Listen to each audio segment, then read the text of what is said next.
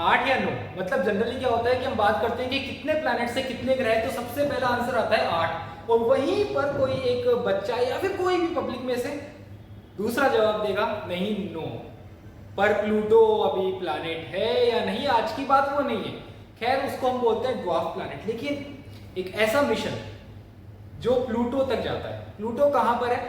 Pluto बस यही, मतलब अर्थ से अगर हम सन की डिस्टेंस देखते हैं विच इज 1 एस्ट्रोनॉमिकल यूनिट, अगर उसको इक्वल करके थोड़ा आसान भाषा में, आसान शब्दों में समझे तो 15 करोड़ किलोमीटर की डिस्टेंस है लगभग, तो वो है 1 एस्ट्रोनॉमिकल यूनिट। अब उसको मल्टीप्लाई करना है 29 से और फिर मल्टीप्लाई करना है 49 से, तो 29 से 49 एस्ट्रोनॉमिकल यूनिट, ये डिस्टेंस है प्लूटो की। अब आपको लग रहा होगा कि दो डिस्टेंस, क्योंकि प्लूटो जब ऑर्बिट करता है तो वो नजदीक भी आता है और दूर भी जाता है हमारे अपने सन से, सूरज से।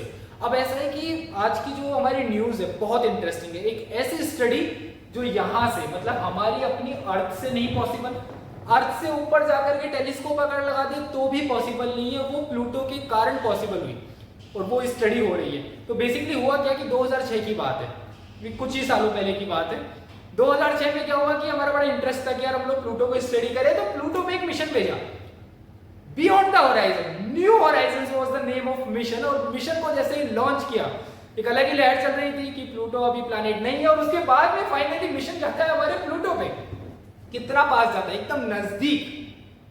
2015 क्या माहौल था कि यार जिसको पहले हमने प्लैनेट का नाम दिया, फिर कंफ्यूज करके हमने उसको ड्वार्फ प्लैनेट दे दिया, वहां पर उसकी सरफेस से 12,500 किलोमीटर की डिस्टेंस तक, सरफेस से 12,000 मात्र, सोचो आप 12,756 किलोमीटर हमारी अर्थ का डायमीटर है, और वो 12,500 किलोमीटर की डिस्टेंस तक जाता है और फ्लाई बाय करके निकलता है। अब ऐसा है कि वो जब वहां था तो उसकी डिस्टेंस कितनी थी? बस 34, मतलब कि 34 एस्ट्रोनॉमिकल यूनिट। हमारी और सन की जो डिस्टेंस है उसको 34 टाइम्स मल्टीप्लाई कर लो, इतना दूर गया था। 2006 में यात्रा शुरू हुई और 2015 में वहां पहुंचा। और इतना ही नहीं, अल्टीमा थुल्ली आर्कट नाम का एक हमारा एक सोलर सिस्टम की एक one of the farthest body है, वहां पर भी उसको भी स्टडी करने गया वो, और उसके आगे से भी उसने फ्लाई बाय ली। अब ऐसा क्या है, न्यू होराइजन एक ऐसी पर्टिकुलर लोकेशन पे है, कमाल की जगह पर, वो लगभग 58 पॉइंट सम, मतलब 59 एस्ट्रोनॉमिकल यूनिट की डिस्टेंस पर है फिलहाल वो।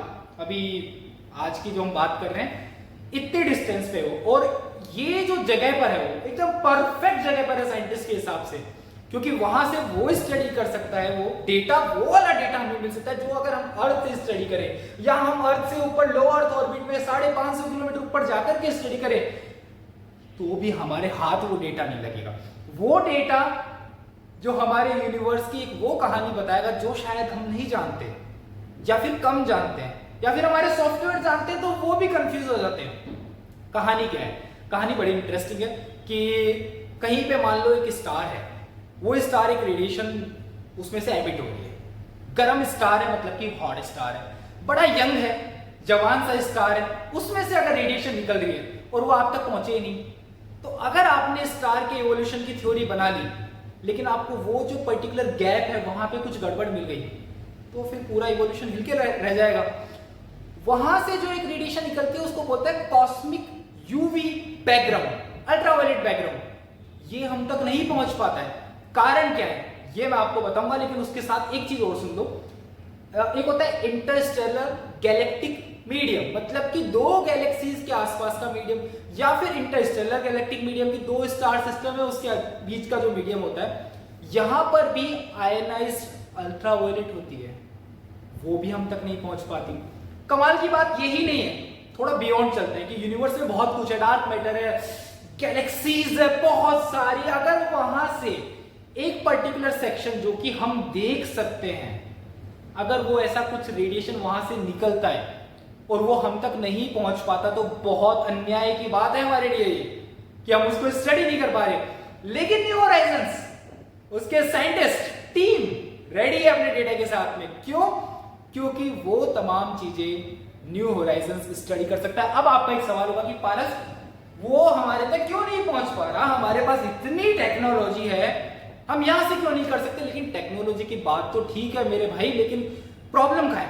प्रॉब्लम छोटी सी है कि हमारे सोलार सिस्टम में ना बड़े लड़ाइयाँ होती रहती है आसपास में, क्योंकि मार्स और जुपिटर, मंगल और गुरु, मार्स और जुपिटर, इनके बीच में एक पंगा चलता रहता है। क्या है? छोटे छोटे से ऑब्जेक्ट्स हैं, लेफ्ट ओवर्स है हमारे सोलार सिस्टम के, तो ये लेफ्ट ओवर क्या आपस में फाइट करते रहते हैं। तो फिर क्या होता है? डस्ट हो जाती है। अब ये डस्ट के कारण हमारे तक नहीं पहुंच पाता जो हमें चाहिए डेटा, कॉस्मिक ऑप्टिकल बैकग्राउंड का और कॉस्मिक यूवी बैकग्राउंड का। ये दो डेटा ऐसा है कि इसके लिए हमें बियॉन्ड द होराइजन जाना पड़ेगा, जो कि रेडी है हमारे न्यू होराइजन मिशन के साथ में, उसकी टीम के साथ में। तो ये तमाम स्टडी अभी हमारा जो मिशन है, जो कि 2006 में लॉन्च किया गया था, सिर्फ और सिर्फ कमाल की बात देखो आप, क्या प्लानिंग होती है, मतलब मजेदार, कि सिर्फ 2.5 साल के लिए प्लानिंग की थी कि 9.5 इतने साल के लिए हमारा मिशन चलेगा और फिर तो हम गंगा नहा लेंगे, बस वो वाला सीन था। लेकिन आज 18 साल हो चुके हैं और वो ठस से मस नहीं हुआ है। वो अभी भी काम कर रहा है और बोल रहा है कि आने दो, रास्ते में कितना ही स्पेस आए, I will cover every single thing for the humanity. तो मजेदार है। इसी तरह से एस्ट्रोनॉमी न्यूज के लिए just follow, just subscribe Tanmay's amazing space. और हमारी, अगर आपने एस्ट्रोनॉमी स्टूडियो जो अभी नया बना है, वर्ल्ड का सबसे यूनिक एस्ट्रोनॉमी स्टूडियो, अगर आपने अभी तक विजिट नहीं करा, क्योंकि मेरे पीछे कोई ग्रीन स्क्रीन नहीं है, ये रियल कोलिजन होने वाला है मिल्की वे और एंड्रोमेडा का, और इसी तरह के तमाम बहुत ही खूबसूरत से एक्सपीरियंस यहाँ पे आपको मिलेंगे। उसके लिए आपको कहाँ आना है? अहमदाबाद के अंदर गलियों में जब आप चलोगे तो किसी से पूछना कि गुरुकुल रोड का है। गुरुकुल रोड का जो मेट्रो स्टेशन है, वहीं पर आप जब थोड़ा सा आगे जाते हो तो आपको एक रेड सी बिल्डिंग दिखती है, पुष्टि हाइट्स, उसी के बेसमेंट में आपको आना है। एंड यहाँ से आप टाइम ट्रेवल के लिए जा सकते हो। आ जाओ, शनिवार संडे अभी ओपन है। बाकी मैसेज अगर आप करोगे, डीएम कर सकते हो, आपको सारी डिटेल्स यहाँ पे मिल जाएगी। We are waiting for you. We'll definitely together go for time travel and come back, because there is a black hole, white hole, wormhole and the 3D hole. Signing off, Paresh Sharma from Tanmay's Amazing Space.